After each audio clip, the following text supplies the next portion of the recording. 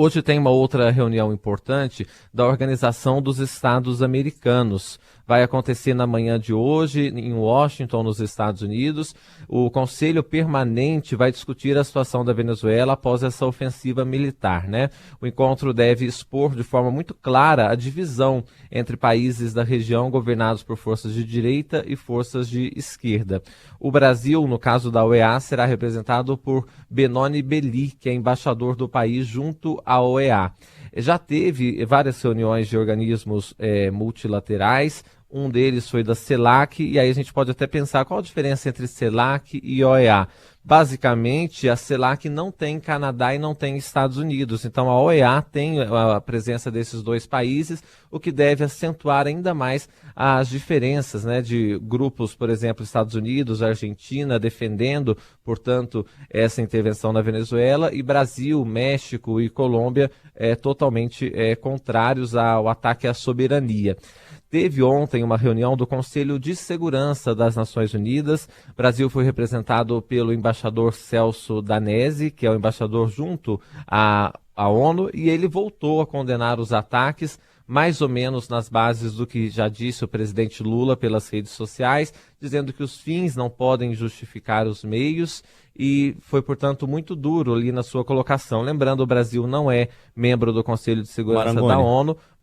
Pois não? Se você quiser, a gente pode até ouvir esse trecho sobre o qual você estava falando do Danese. Vamos ouvir aqui rapidinho e você retoma as suas informações.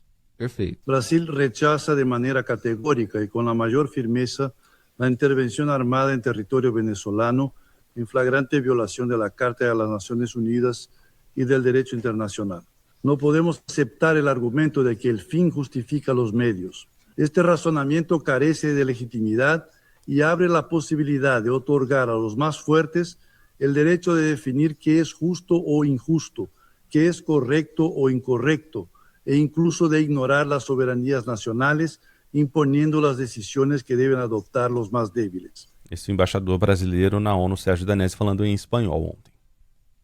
Perfeito. Falando espanhol também tem um significado nesse sentido, que ele está se comunicando diretamente com, enfim, a comunidade venezuelana, né, os que estão, portanto, ouvindo também. O embaixador, inclusive, da ONU lá da Venezuela estava presente nessa reunião e também teve um discurso bem duro. Eu destacava, né, Renan, que o Brasil ele não participa do Conselho de Segurança da ONU, mas é uma praxe ali que outros países podem pedir a palavra. Foi o que aconteceu, portanto, com o Sérgio Danese. A gente viu a declaração dele, mas o Brasil não é integrante nem do permanente do Conselho da ONU e, neste momento, nem também dos membros rotativos que acontecem, né? Portanto, não tem direito a voto, mas pode discursar. Também teve discurso ali de outros representantes de países importantes. Os Estados Unidos reforçaram que era a captura de um narcotraficante e era muito aguardada a posição da Rússia e da China, não porque tivesse alguma dúvida do que seria dito, mas pela contundência das declarações, e os representantes dos dois países foram muito contundentes em condenar, portanto, esse ataque dos Estados Unidos. É isso, a gente aguarda a chegada do presidente Lula para ver como é que o governo brasileiro vai se comportar, se vai ter uma atitude mais proativa também com esses telefonemas, e a gente vai informando todo mundo aqui que nos acompanha.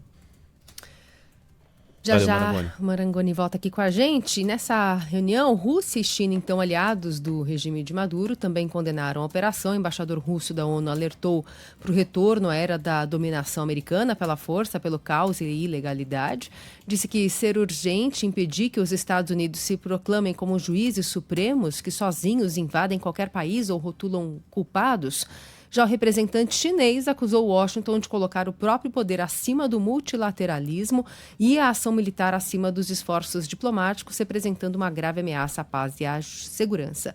Os Estados Unidos, por outro lado, se defenderam das críticas ao chamar Nicolás Maduro de fugitivo da justiça e falar em operação para o cumprimento da lei.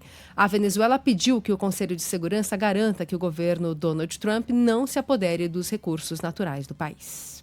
As declarações feitas na reunião da ONU vão ao encontro de interesses que Rússia e China mantêm na Venezuela, mas a relação de cada país com o governo de Nicolás Maduro é diferente.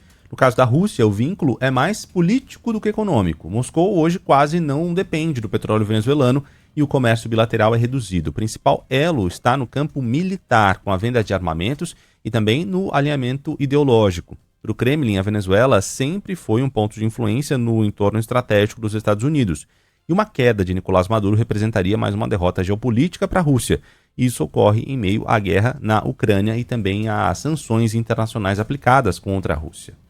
Com a China, o cenário muda. A Venezuela tem a maior reserva de petróleo do mundo e exporta cerca de 80% da produção para os chineses. Mesmo assim, especialistas avaliam que o impacto econômico de uma queda de Nicolás Maduro seria limitado no curto prazo.